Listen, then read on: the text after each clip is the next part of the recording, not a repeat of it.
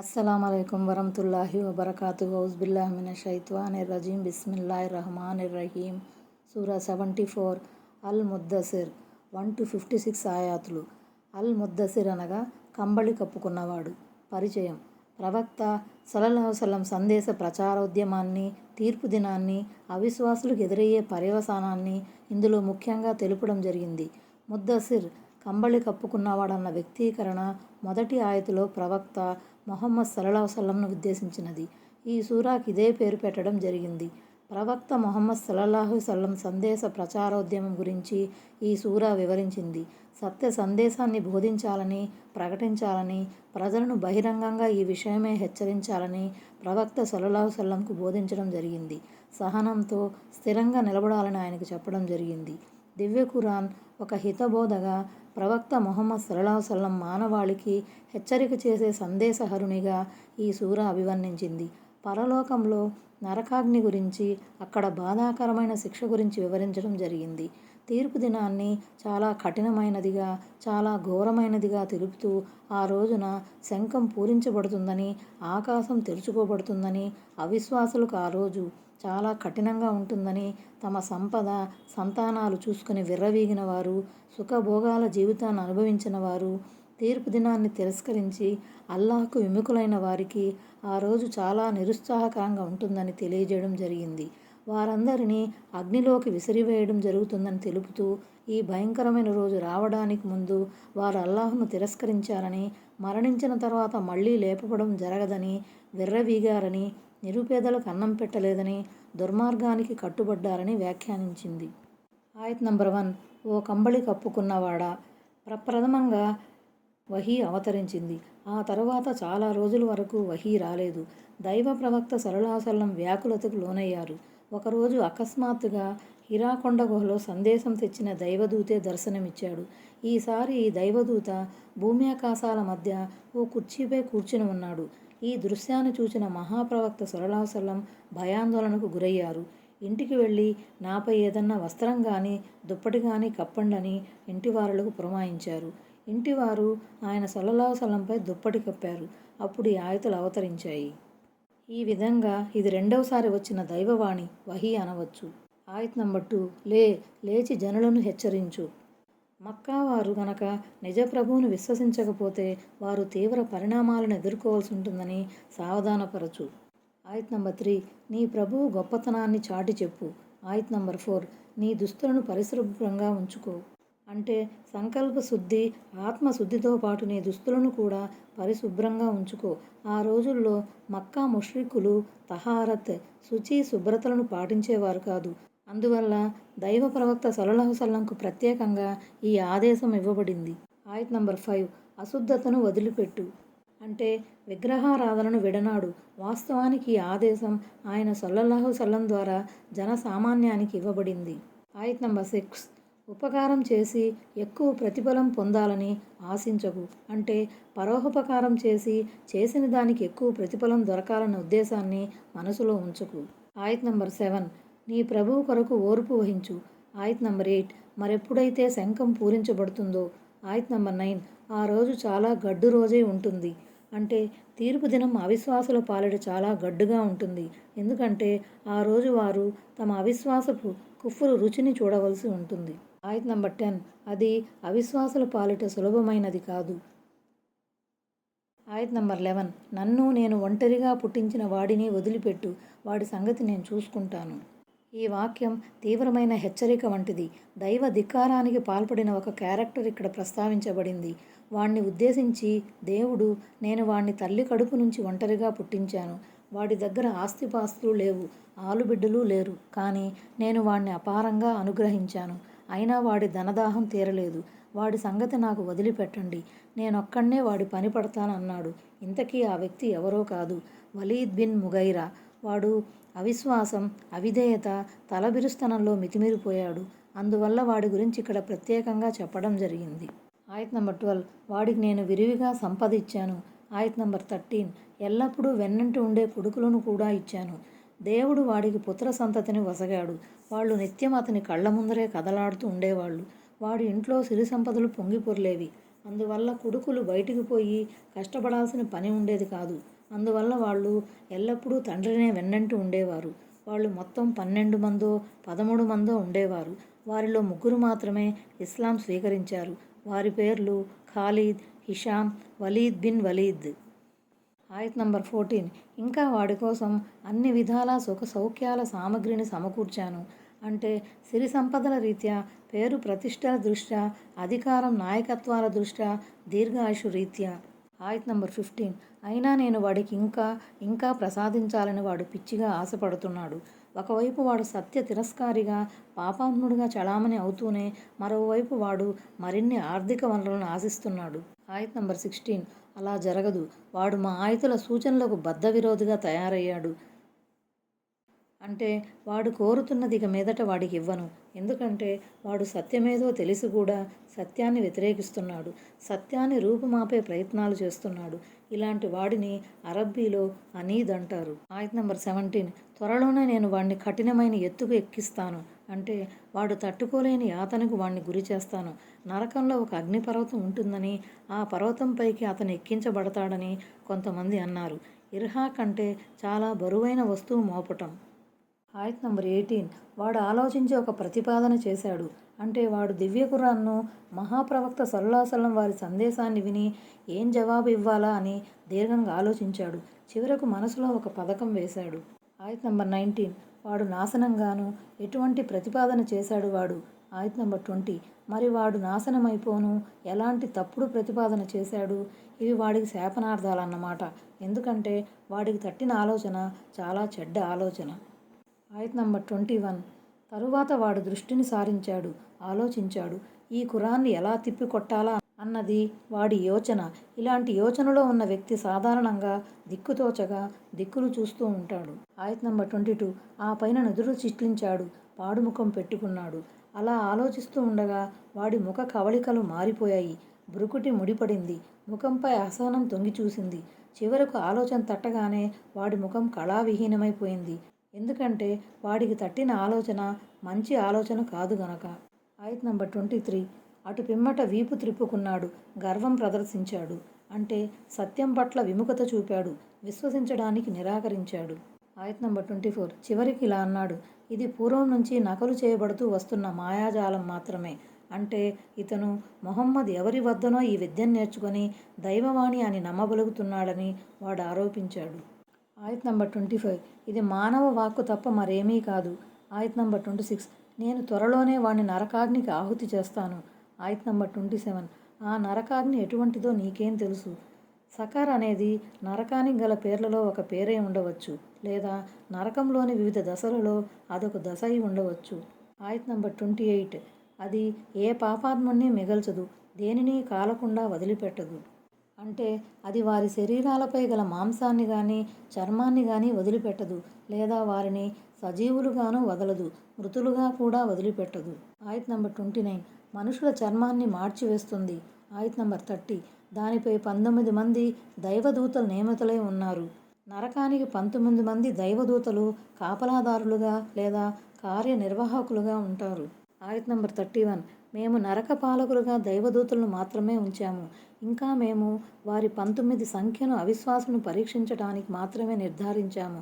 గ్రంథవహులకు నమ్మకం కుదరటానికి, విశ్వాసులు తమ విశ్వాసంలో మరింత ముందంజ వేయటానికి, గ్రంథవహులు విశ్వసించిన వారు సందేహానికి గురి కాకుండా ఉండటానికి మేమిలా చేశాము.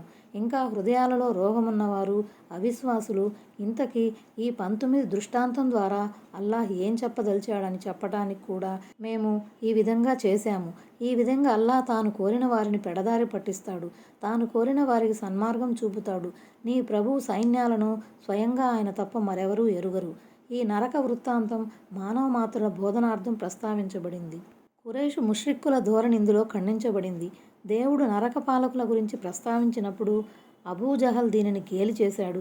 అతడు కురేషులను సంబోధిస్తూ, మీలోని ప్రతి 10 మంది కలిసి ఒక దైవదూత సంగతి చూడటానికి సరిపోరా అన్నాడు. వారిలో కిల్దా అనే వ్యక్తి తన బల పరాక్రమాలపై విర్రవీగుతూ, మీరంతా కలిసి 2 దైవదూతలను చూసుకోండి, నేనొక్కడినే మిగతా 17 మంది దూతల్ని చూసుకుంటానని ప్రేలాడు. కొన్ని కథనాల ప్రకారం ఇతగాడు అనేకసార్లు దైవ ప్రవక్త సల్లల్లాహు సల్లంపై కుస్తీ కోసం సవాలు విసిరాడు. ప్రతిసారి చిత్తయ్యాడు. కానీ దైవ ప్రవక్త సల్లల్లాహు సల్లం సందేశాన్ని మాత్రం విశ్వసించలేదు. రుకానా బిన్ అబ్దు యజీద్తో కూడా ఆయన సల్లల్లాహు సల్లం కుస్తీ పట్టారు. అయితే రుకానా కుస్తీలో ఓడిపోగానే ఇస్లాం స్వీకరించారు. ఇంతకీ చెప్పొచ్చిందేమిటంటే, ఈ నరక పాలకుల సంఖ్య కూడా వారి పాలిట ఒక పరీక్షగా పరిణమించింది. అంటే ఈ ప్రవక్త సల్లల్లాహు సల్లం సత్యవంతుడని, పూర్వపు గ్రంథాలలో ఉన్న యథార్థాన్నే ఈయన పలికాడన్న దానిపై వారికి దృఢ నమ్మకం కలగడానికి మేమిలా చేశాము. గ్రంథవహులు కూడా తమ ప్రవక్త సల్లల్లాహు సల్లం చెప్పిన దాన్ని సత్యమని ధృవీకరించడం ద్వారా వారి విశ్వాసం మరింతగా పెరగాలని. హృదయాలలో రోగమున్న వారంటే కపటులు లేదా మనసులలో అనుమానాలు ఉన్నవారు. ఎందుకంటే మక్కాలో కపటులు లేరు. దేవుడు దైవదూతల సంఖ్యను ప్రత్యేకంగా ప్రస్తావించడంలోని మర్మమేమిటని వారు ప్రశ్నించాలనే మేమిలా చేశాము. తాను కోరిన వారిని అపమార్గానికి లోను చేసి తాను కోరిన వారికి సన్మార్గం చూపటంలోని యుక్తి పరమార్థం ఏమిటో అల్లాహకే తెలుసు. నరకంలో ఉన్నది 19 మంది దైవదూతలే కదా, వాళ్ళను అదుపులోకి తీసుకోవడం ఏమంత కష్టమైన పని కాదని అవిశ్వాసులు ముష్రిక్కులు తలపోసేవారు. కానీ ప్రభువు సైనికుల సంఖ్య అగణ్యమన్న సంగతి అవివేకులకు తెలీదు. ఆ సైనికులు నిజానికి ఎంతమందో దైవానికి మాత్రమే తెలుసు. అల్లాహ్ ఆరాధన నిమిత్తం బైతుల్ మామూర్లో అనుదినం ప్రవేశించే దైవదూతల సంఖ్య 70,000. అలా ఒకసారి ప్రవేశించిన వారికి ప్రళయదినం వరకు మళ్ళీ అవకాశం దొరకదు. అంటే ఈ నరక పాలకుల సంగతి ప్రజలకు హితబోధగా చెప్పబడింది. తద్వారా వారు అవిధేయతను మానుకుని సన్మార్గానికి వస్తారని. ఆయత్ నంబర్ 32. నిజం చెబుతున్నాను చంద్రుని సాక్షిగా. మక్కావాసుల ఆలోచనలు ఇక్కడ ఖండించబడ్డాయి. ఓ మక్కావాసులారా, దైవదూతలను ఓడించగలమన్న మీ ధీమా పసలేనిది. మీ ఆటలు ఏమాత్రం సాగవు. చంద్రుని సాక్షిగా, రేయి సాక్షిగా, ఉదయం సాక్షిగా నేను చెప్పేది నిజం. మీ పథకాలు పారవు. ఆయత్ నంబర్ 33. తిరిగిపోతున్న రాత్రి సాక్షిగా. ఆయత్ నంబర్ 34. ప్రకాశమానమైన ఉదయం సాక్షిగా. ఆయత్ నంబర్ 35. నిశ్చయంగా అది ఆ నరకం చాలా పెద్ద విషయం. 3 ముఖ్యమైన వస్తువులపై ప్రమాణం చేసిన తర్వాత దేవుడు నరకం ఉగ్రరూపం గురించి చెప్పాడు. దీన్ని బట్టి అదొక గొప్ప విషయం అనటంలో సందేహానికి ఆస్కారం లేదు. ఆయత్ నంబర్ 36. మానవులకు ఒక హెచ్చరిక. మానవులను హెచ్చరించేదేది అంటే అది నరకము కావచ్చు, ఖురాన్ కూడా కావచ్చు. మహాప్రవక్త ముహమ్మద్ సల్లల్లాహు సల్లం నేపథ్యంలో కూడా ఈ వాక్యం వచ్చి ఉండవచ్చు. ఆయత్ నంబర్ 37. మీలో ముందంజ వేయదలిచే ప్రతి ఒక్కరికి, వెనక ఉండిపోదలిచే ప్రతి ఒక్కరికి. విశ్వాసంలో, విధేయతలో పురోగమించే వారికి ఇది హెచ్చరికే. విముఖత చూపేవారికి కూడా ఇది హెచ్చరిక వంటిదే. హెచ్చరిక అందరికీ వర్తిస్తుంది. మనిషి విశ్వాసైనా అవిశ్వాసైనా తరచూ హెచ్చరించే, సావధానపరచే విషయం అతని ముందుకు రానంత వరకు అతను జాగ్రత్త పడడు. ఆయత్ నంబర్ 38. ప్రతి వ్యక్తి తాను చేసుకున్న దానికి, తాను చేసిన కర్మలకు ప్రతిగా తాకట్టుగా ఉన్నాడు. ప్రతి మనిషి తన కర్మలకు బదులుగా తాకట్టు కుదువు ఉన్నాడంటే భావం. ఆ కర్మలు అతను పుణ్యాత్ముడైతే అతనికి ముక్తినైనా ప్రసాదిస్తాయి, లేదా అతను పాపాత్ముడై ఉంటే అతని పాలిట వినాశకరంగానైనా పరిణమిస్తాయి. ఆయత్ నంబర్ 39. కుడిపక్షం వారు తప్ప. వారు తమ సత్కర్మల మూలంగా తాకట్టుగా ఉండరు. పైగా వారు స్వతంత్రులుగా ఉంటారు. ఆయత్ నంబర్ 40. వారు స్వర్గవనాలలో కూర్చుని అడుగుతూ ఉంటారు. ఈ పుడిపక్షం వారు స్వర్గంలోని ఎత్తైన స్థానాలపై కూర్చొని నరకవాసులను వాకపు చేస్తూ ఉంటారు. ఆయత్ నంబర్ 41. అపరాధుల గురించి. ఆయత్ నంబర్ 42. ఇంతకీ ఏ విషయం మిమ్మల్ని నరకానికి తీసుకువచ్చిందని ప్రశ్నిస్తారు. ఆయత్ నంబర్ 43. వారిలా సమాధానమిస్తారు, మేము నమాజు చేసేవారం కాము. ఆయత్ నంబర్ 44. నిరుపేదలకు అన్నం పెట్టేవారము కాము. నమాజ్ దేవుని హక్కుల జాబితాలోకి వస్తే నిరుపేదలకు అన్నం పెట్టడం దాసుల హక్కుల జాబితాలోకి వస్తుంది. అంటే అటు తాము దేవుని హక్కులు కానీ, ఇటు దాసుల హక్కులు కానీ చెల్లించలేదని నరకవాసులు ఒప్పుకుంటారు. ఆయత్ నంబర్ 45. పైగా మేము పిడివాదన చేసే వారితో, తిరస్కారులతో చేరి వాదోపవాదాలలో మునిగి ఉండేవారం. అంటే వారు తలా తోకా లేకుండా వాదించడమే కాకుండా ప్రజలను మార్గభ్రష్టతకు లోను చేసే కార్యకలాపాలలో నిమగ్నులై ఉండేవారు. ఆయత్ నంబర్ 46 ప్రతి ఫలదినాన్ని ధిక్కరించే వాళ్ళం. ఆయత్ నంబర్ 47 తుదకు మాకు మరణం వచ్చేసింది. యకీన్ అంటే ఇక్కడ మృత్యు అన్నమాట. ఈ విషయం వేరొక చోట ఈ విధంగా అనబడింది. మరణ గడియ యకీన్ వచ్చే వరకు నీ ప్రభువు దాస్యం చేస్తూ ఉండు. సూరా అల్-హిజ్ర్ 99. ఆయత్ నంబర్ 48 మరి సిఫారసు చేసే వారి సిఫారసు వారికి ఏమాత్రం ఉపయోగపడదు. పైన పేర్కొనబడిన అవగుణాలు ఉన్న వారి కోసం ఎవరు సిఫారసు చేసినా అది పనికిరాదు. ఎందుకంటే సత్య తిరస్కారం, కుఫ్రు కారణంగా వారసులు సిఫారసుకే నోచుకోరు. విశ్వాస భాగ్యం పొందిన వారి కోసం సిఫారసుకు అనుమతి లభిస్తే అప్పుడు అది స్వీకారయోగ్యం అవుతుంది. ఆయత్ నంబర్ 49 ఇంతకీ వారికి ఏమైపోయిందని వారెందుకిలా హితబోధ నుండి ముఖం త్రిప్పుకొని పోతున్నారు? ఆయత్ నంబర్ 50 వారు బెదిరి పారిపోయే అడవి గాడిదల్లా ఉన్నారే. అంటే వారు సత్యాన్ని ద్వేషించటంలో, సత్యం పట్ల విముఖత చూపటంలో పులిని చూసి భయపడి పారిపోయే అడవి గాడిదల్లాంటి వారు. పులి కానీ మరేదైనా అడవి మృగం కానీ వాటిని వేటాడదలిచినప్పుడు అవి ఎలా పరుగులు తీస్తాయో అలాగే వీళ్ళు కూడా సత్యం నుండి పారిపోతున్నారు. కస్వరతున్ అంటే పులి. కొందరు దీన్ని విలికాళ్ళు అన్న అర్థంలో కూడా తీసుకున్నారు. ఆయత్ నంబర్ 51 అవి సింహాన్ని చూసి పారిపోతుంటాయి. ఆయత్ నంబర్ 52 పైగా వారిలోని ప్రతి వ్యక్తి తనకు ప్రకాశిత సహీఫాలు ప్రతులు ఇవ్వబడాలని కోరుకుంటున్నాడు. అంటే తమలో ప్రతి ఒక్కరిపై స్పష్టమైన గ్రంథం అవతరించాలని, ఆ గ్రంథంలో ముహమ్మద్ సల్లల్లాహు అలైహి వసల్లం దేవుని ప్రవక్త అన్న విషయం వ్రాసి ఉండాలని వారు ఆశిస్తున్నారు. మరికొంతమంది వ్యాఖ్యాతల ప్రకారం వారు ఆచరణ ఏమీ లేకుండానే మోక్షం లభించే ధృవీకరణ పత్రం తమకు లభించాలని వారు కోరుకుంటున్నారు. ఆయత్ నంబర్ 53 అలా జరగనేరదు. వారసులు పరలోకానికి భయపడటం లేదు.